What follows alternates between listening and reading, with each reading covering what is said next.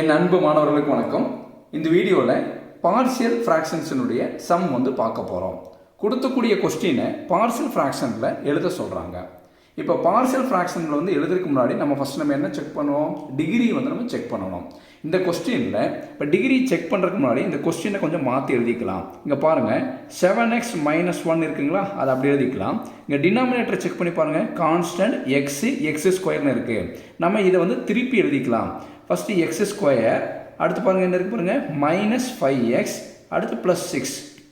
இப்படி மாற்றி எழுதிக்கலாம். எப்படி இருக்குது பாருங்கள், இந்த +x² +x² தான் இருக்குது, -5xக்கு -5x தான், 6க்கு 6 தான். இப்படி மாற்றி எழுதிட்டேன். இப்போ நம்ம என்னென்னா நம்ம டிகிரி செக் பண்ணலாம். கொடுத்தக்கூடிய கொஸ்டினை நியூமரேட்டர் ஒன்றுமே பண்ணல, டினாமினேட்டர் மட்டும் மாற்றி எழுதியிருக்கேன். x², x கான்ஸ்டன்ட், அது அப்படியே தான் எழுதியிருக்கேன். மீனிங் எதுவுமே மாறல. சரிங்களா? இப்போ நம்ம டிகிரி செக் பண்ணலாமா? இப்போ டிகிரி எப்படி செக் பண்ணுவோம்? எக்ஸினுடைய ஹையஸ்ட் பவர் தான் டிகிரி. இங்கே பாருங்கள், எக்ஸினுடைய பவர் என்ன? 1. அப்போ நியூமரேட்டரோட டிகிரி என்ன? 1. ஓகே. இப்போ டினாமினேட்டரோட டிகிரி பாருங்கள், இங்கே என்ன இருக்குது பாருங்கள், x². எக்ஸினுடைய ஹையஸ்ட் பவர் தானே டிகிரி. டினாமினேட்டர் என்ன இருக்குது? எக்ஸினுடைய ஹையஸ்ட் பவர் என்ன? 2. அப்போ டினாமினேட்டரோட டிகிரி என்ன? 2. புரியுதுங்களா? அப்போ நியூமரேட்டரோட டிகிரி என்ன? 1. டினாமினேட்டரோட டிகிரி 2. டினாமினேட்டரோட டிகிரி தான் எப்பயுமே ஜாஸ்தி இருக்கணும். அப்படி ஜாஸ்தி இருந்ததுன்னா அந்த ஃப்ராக்ஷனை ப்ராப்பர் ஃப்ராக்ஷன் சொல்லலாம். ப்ராப்ளத்தை நம்ம டைரெக்டாக சால்வ் பண்ணிடலாம். இல்லை நியூமரேட்டரோட டிகிரியும் டினாமினேட்டர் டிகிரியும் 2 ஈக்குவலாக இருந்தாலும் சரி, இல்லை நியூமரேட்டர் டிகிரி டினாமினேட்டர் டிகிரியை விட பெருசாக இருந்ததுன்னா நம்ம லாங் டிவிஷன் மெத்தட் நம்ம யூஸ் பண்ணணும். இங்கே நம்மளுக்கு கரெக்டாக இருக்குது. ப்ராப்ளத்தை நம்ம டைரெக்டாக சால்வ் பண்ணிடலாம். இங்கே சால்வ் பண்ணுறதுக்கு முன்னாடி இப்போ டினாமினேட்டர் பாருங்கள், x² - 5x + 6, இது குவாட்ராட்டிக்கில் இருக்குது. அப்போ இது என்னென்னா, இது நம்ம ஃபேக்டரைஸ் பண்ணலாம். எப்படி ஃபேக்டரைஸ் பண்ணலாம் பாருங்கள், உங்களுக்கு எழுதி காமிச்சிட பாருங்கள். இந்த x² - 5x + 6ன்னு இருக்குங்களா, இதை என்னென்னா நம்ம இப்படி ஒரு ஐ மெத்தட் இப்படி ஐ மாதிரி போட்டுங்க. இது என்னென்னா x²க்கு முன்னாடி இருக்கிற என்ன கோஎஃபிஷியன்ட் இருக்குது பாருங்கள், 1. அப்போ 1 × 6, x² கோஎஃபிஷியன்ட்டால் அந்த கான்ஸ்டன்ட் டேர்மை மல்டிப்ளை பண்ணுங்கள். அப்போ 1 × 6 என்ன? 6. அப்போ எக்ஸினுடைய கோஎஃபிஷியன்ட் என்ன? -5. அதை இங்கே கீழே எழுதிருங்க. அதாவது என்னென்னா, மல்டிப்ளை பண்ணால் நம்மளுக்கு என்ன வரணும்? 6 வரணும். ஆட் பண்ணால் நம்மளுக்கு -5 வரணும். அந்த மாதிரி டேர்ம் நம்ம எடுக்கணும். சரிங்களா? இப்போ என்னென்னா, இது என்னென்ன பாசிபிலிட்டிஸில் இருக்குது? 1 6 ஆர் 6 ஃபஸ்ட்டு டேபிளில் சொல்லியிருக்கேன். இப்போ செகண்ட் டேபிள் என்னெல்லாம் 2 3 ஆர் 6, இவ்வளோ தான் பாசிபிலிட்டிஸ் இருக்குது. இதை தவிர நம்மளுக்கு பாசிபிலிட்டிஸ் கிடையாது. இது ஃபஸ்ட்டு டேபிள் எடுத்திருக்கேன். 1 6 ஆர் 6, 2 3 ஆர் 6. இப்போ நம்ம இது யூஸ் பண்ண முடியுமானா, 1 × 6 6 வருது. ஆனால் ஆட் பண்ண நம்மளுக்கு -5 வரணும். வருமா? வராது. நம்ம கேட்கலாம், சார் 1 × -6 போட்டால் என்னென்னா -6ஆக மாறிடும். ஆனால் நம்மளுக்கு -5 வரும். ஆனால் -6ஆக மாறிடும். நம்ம அதை யூஸ் பண்ண முடியாது. நம்மளுக்கு இருக்கக்கூடிய ஒரே பாசிபிலிட்டிஸ் என்ன? 2 3 ஆர் 6, இதுதான் யூஸ் பண்ண முடியும். 2 3 ஆர் 6. புரியுதுங்களா? அப்போ 2 3 என்ன? 6 எழுதியாச்சு. நம்மளுக்கு ஆட் பண்ணும்போது நம்மளுக்கு என்ன வரணும்? -5 வரணும். அப்போ என்ன பண்ணலாம்? சைன் மாற்றலாங்களா? இப்போ சைன் மாற்றும் போது நம்மளுக்கு என்ன வரும்? -2, இங்கே -3. இப்போ மைனஸ் இன்ட்டு மைனஸ் என்ன? ப்ளஸ். இப்போ -2 × -3 +6ஆக மாறிடுச்சு. ஆட் பண்ணும்போது பாருங்கள், -2 -3 என்ன? -5ஆக மாறிடுச்சு. சரிங்களா? இப்போ இன்னொரு தடவை சொல்லித்தரேன், நல்லா கவனிங்க. x² கோஎஃபிஷியன்ட் என்ன? 1. அப்போ 1 × கான்ஸ்டன்ட்டால் மல்டிப்ளை பண்ணணும். 1 × 6 6. எக்ஸினுடைய கோஎஃபிஷியன்ட் கீழே எழுதிடணும். இது என்னென்னா, மல்டிப்ளை பண்ணால் 6 வரணும், ஆட் பண்ணால் -5 வர மாதிரி டேர்ம்ஸ் இருக்கணும். அதுக்கு உண்டான பாசிபிலிட்டிஸில் நம்ம ஃபஸ்ட்டு எழுதிக்கலாம். இப்போ ஃபஸ்ட்டு டேபிளில் 1 × 6, செகண்ட் டேபிளில் 2 × 3. இதை தவிர நம்மளுக்கு பாசிபிலிட்டிஸ் நம்மளுக்கு கிடையாது. கரெக்டுங்களா? இதை நம்ம யூஸ் பண்ண முடியாது. அடுத்து 2 3 ஆர் 6. அப்போ சைன் நம்ம அதுக்கேற்ற மாதிரி கொடுக்கணும். -5 வர மாதிரி என்ன கொடுக்கலாம்? -2 -3 கொடுத்தோம்னா -2 -3 இருந்தால் -5 மல்டிப்ளை பண்ணால் +6ன்னு வந்துடுச்சு. கரெக்டுங்களா? அடுத்து என்ன பண்ணோம்னா, இந்த x²க்கு முன்னாடி என்ன கோஎஃபிஷியன்ட் இருக்குது? 1. அப்போ 1ஆல் இங்கே என்னென்னா டிவைட் பண்ணணும். புரியுதுங்களா? இங்கே 1ஆல் இங்கே என்ன டிவைட் பண்ணணும். /1 /1. -2/1 என்ன அர்த்தம்? -2 தான். -3/1 -3 தான். சப்போஸ் இந்த x²க்கு முன்னாடி இங்கே 3 இருந்தால் நம்ம 3ஆல் டிவைட் பண்ணணும். அதை மட்டும் நீங்கள் யோசிச்சிங்கன்னா போதும். சரிங்களா? இப்போ என்ன பண்ணலாம்? 7x - 1 அப்படியே எழுதிட்டு டிவைடட் பை, இங்கே பாருங்கள், -2/1 என்ன அர்த்தம்? -2ன்னு அர்த்தம். அப்போ முன்னாடி எப்பயுமே x கொடுத்துக்கணும். அப்போ x - 2. அடுத்து ப்ராக்கெட் ஓப்பன் பண்ணி இதுக்கு முன்னாடி x கொடுத்துங்க. x இங்கே என்ன இருக்குதுங்க? -3. -3/1 -3 தான். உங்களுக்கு புரியுறதுக்காக இந்த 1ஆல் டிவைட் பண்ணி காமிச்சிருக்கேன். இந்த x²க்கு பதிலாக 1க்கு பதிலாக வேறு ஏதாவது நம்பர் வந்ததுன்னா நம்ம இங்கே டிவைட் பண்ணணும். அவ்வளோதான். அதாவது என்னென்னா, குவாட்ராட்டிக் இருக்கிறத நம்ம என்னென்னா ஃபேக்டரைஸ் பண்ணி இப்போ லீனியராக மாற்றிட்டோம். இப்போ தான் நம்ம ஸ்டெப் 1க்கே வரோம். சரிங்களா? இப்போ ஸ்டெப் 1ல் என்ன பண்ண போகிறோம்? 7x minus 1 divided by x minus 2 into x minus 3 இது எழுதிட்டு இது பாருங்கள் இது என்னென்னா ஆல்ரெடி முதல்ல நம்ம வந்து டிகிரி செக் பண்ணிவிட்டோம் அது ப்ராப்பர் ஃப்ராக்ஷன் கரெக்டாக இருக்குது அதனால் ப்ராப்ளத்தை நம்ம டைரெக்டாக வந்துட்டோம் இங்கே பாருங்கள் டினாமினேட்டர் பாருங்கள் டினாமினேட்டர் தான் வந்து பார்த்தீங்கன்னா அந்த பார்சல் ஃப்ராக்ஷன்ஸ் பிரிக்கிறதுக்கு நமக்கு உதவும் சரிங்களா இது வந்து பாருங்கள் எக்ஸ்னுடைய பவர் வந்து 1 இது வந்து லீனியர் இது எக்ஸ்னுடைய பவர் வந்து 1 லீனியர் இது தனிப்பட்ட முறையில் லீனியர் இதுவும் தனிப்பட்ட முறையில் லீனியர் ஆனால் லீனியர் ஃபேக்டர் தான் ஏதாவது ரிப்பீட்டட் ஆகிருக்கா ரிப்பீட்டட் ஆக கிடையாது ஏன்னா இது x மைனஸ் 2 இது வந்து x மைனஸ் 3 அப்போ ரிப்பீட்டட் ஆகலை அப்போ எவ்வளவு இதாக நம்ம ஃப்ராக்ஷனை பிரிக்க போகிறோம் பாருங்கள் a divided by x minus 2 first linear factor அடுத்து plus b divided by second linear factor x minus 3 புரியுதுங்களா a divided by first linear factor plus b divided by second linear factor இதை பாக்ஸ் பண்ணி நம்ம equation number 1ன்னு வச்சுக்கலாம் நம்மளுடைய aim வந்து என்னன்னா a bங்கிறத constant அந்த a b வேல்யூ வந்து கண்டுபிடிச்சு இந்த a-க்கு பதிலாக b-க்கு பதிலாக கொடுத்துட்டா அந்த ப்ராப்ளம் வந்து நம்மளுக்கு வந்து முடிஞ்சு சரிங்களா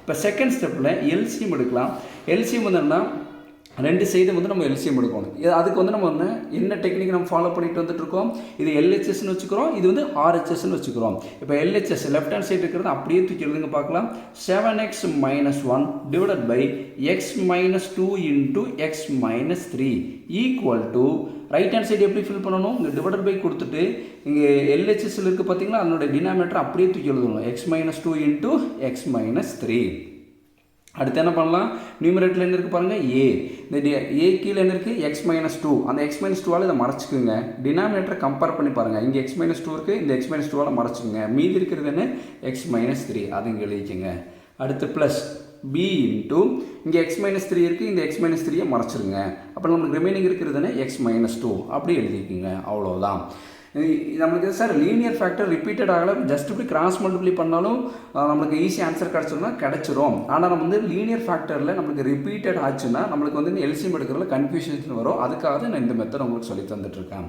இப்போ இந்த X minus 2 into X minus 3 நம்ம வந்து டினாமினேட்டர் வந்து கேன்சல் பண்ணிடலாம் கேன்சல் பண்ணால் நம்மளுக்கு என்ன வரும்னு பாருங்கள் இங்கே 7x minus 1 equal to a into x minus 3 plus b into x minus 2ன்னு வரும் கேன்சல் பண்ணதுக்கப்புறம் ரிமைனிங் இருக்கிறது இதை பாக்ஸ் பண்ணி இது ஈக்குவேஷன் நம்பர் 2ன்னு கொடுத்துக்கலாம் புரியுதுங்களா ஃபஸ்ட்டு ஸ்டெப்பில் வந்து நம்ம வந்து பிரிச்சுட்டோம் செகண்ட் ஸ்டெப்பில் என்ன பண்ணால் எல்சிஎம் எடுத்துருக்கோம் இப்போ மூணாவது ஸ்டெப்பில் என்ன பண்ணலான்னா ஸ்டெப் 3ல் நல்லா கவனிங்க இப்போ எக்ஸுக்கு பதிலாக என்ன நம்பர் கொடுத்தா இந்த ஃபேக்டரை நம்ம ஜீரோ பண்ண முடியும்னு பார்க்கணும் புரியுதுங்களா எக்ஸுக்கு பதிலாக என்ன நம்பர் கொடுத்தா இந்த ஃபேக்டரை ஜீரோ பண்ணலாம் இங்கே மைனஸ் 2 இருக்குது இதுக்கு ஆப்போசிட் சைன் என்ன ப்ளஸ் 2 மைனஸ் 2க்கு ஆப்போசிட் சைன் ப்ளஸ் 2 எக்ஸுக்கு பதிலாக இங்கே ப்ளஸ் 2ன்னு வந்ததுன்னா அந்த 2 மைனஸ் 2 இந்த ஃபேக்டர் வந்து ஜீரோ ஆகிடுமா அப்போ வந்து என்ன பண்ணலாம் எக்ஸுக்கு பதிலாக 2ன்னு கொடுக்க போகிறோம் எந்த ஈக்குவேஷனில் கொடுக்க போகிறோம்னா செகண்ட் ஈக்குவேஷனில் நம்ம வந்து கொடுக்க போகிறோம் அப்போ செகண்ட் ஈக்குவேஷனில் எங்கெல்லாம் எக்ஸ் இருக்கோ அங்கே டிக் பண்ணி வச்சுக்கோங்களா இங்கே எக்ஸ் இருக்குது இங்கே எக்ஸ் இருக்குது எக்ஸ் இருக்கிற இடத்துலலாம் டிக் பண்ணிவிட்டு எங்கெல்லாம் எக்ஸ் இருக்கோ அங்கெல்லாம் 2 கொடுக்கணும் அதுதான் கான்செப்ட்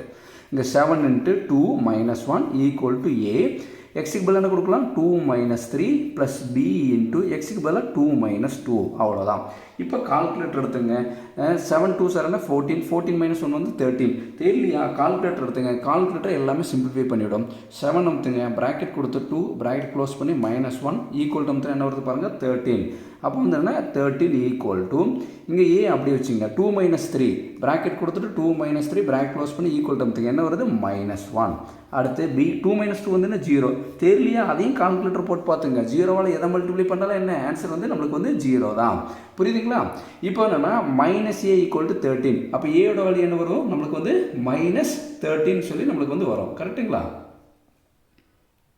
இப்போ என்ன பண்ணலான்னா அந்த 13 அப்படியே வச்சுட்டு ஈக்குவல் டு இந்த ஏ அப்படியே வச்சுக்கலாம் மல்டிப்ளை பண்ணிட்டு இருக்கக்கூடிய மைனஸ் 1 வந்து கீழே வந்ததுன்னா டிவைடட் பை வந்து மைனஸ் 1 மாறிடும் இப்போ 13 டிவைடட் பை மைனஸ் 1 கொடுங்க ஆன்சர் என்ன வருது பாருங்க மைனஸ் 13 இப்போ ஏ ஈக்குவல் டு மைனஸ் 13 நீங்கள் கேட்கலாம் சார் டைரெக்டாக வந்து மைனஸ் ஏ ஈக்குவல் டு 13 அப்போ ஏயோட வழி மைனஸ் 13 ரெண்டு சைடு மல்டிப்ளை மைனஸால் மல்டி பண்ணால் ஏயோட வழி மைனஸ் 13 வந்துடும் போது ஏன் இந்த மாதிரி சொல்லித்தராங்கன்னா எல்லாத்துக்கும் போய்கிட்டுங்கிறக்காக இந்த மாதிரி நான் உங்களுக்கு சொல்லி கொடுத்துட்ருக்கேன் அடுத்து என்ன பண்ணலாம் இப்போ ஏயோட வேல்யூ கிடச்சிருச்சு அடுத்து நம்ம என்ன பண்ணலாம் இந்த எக்ஸுக்கு பதிலாக என்ன நம்பர் கொடுத்தா இந்த ஃபேக்டரை நம்ம ஜீரோ பண்ண முடியும் சொல்லுங்கள் பார்க்கலாம் இப்போ புட் எக்ஸ் ஈக்குவல் டு இங்கே ஆல்ரெடி என்ன இருக்குது மைனஸ் 3 இருக்குது இதுக்கு ஆப்போசிட் சைன் என்ன ப்ளஸ் 3ன்னு கொடுத்தா இந்த ஃபேக்டர் ஜீரோ ஆகிடும் 3 minus 3 வந்து 0 அப்போ எக்ஸுக்கு பதிலாக 3ன்னு கொடுத்துட்டு எந்த ஈக்குவேஷனில் கொடுக்கணும் அதுதான் ரொம்ப முக்கியம் செகண்ட் ஈக்குவேஷனில் கொடுக்கணும் அப்போ செகண்ட் ஈக்குவேஷனில் எங்கெல்லாம் டிக் பண்ணியிருக்கீங்களோ எக்ஸ்ன்னு இருக்குது பார்த்தீங்களா அந்த இடத்துல 3 கொடுக்கலாங்களா அப்போ 7 into எக்ஸுக்கு பதிலாக என்ன கொடுக்கலாம் 3 minus 1 equal equal to A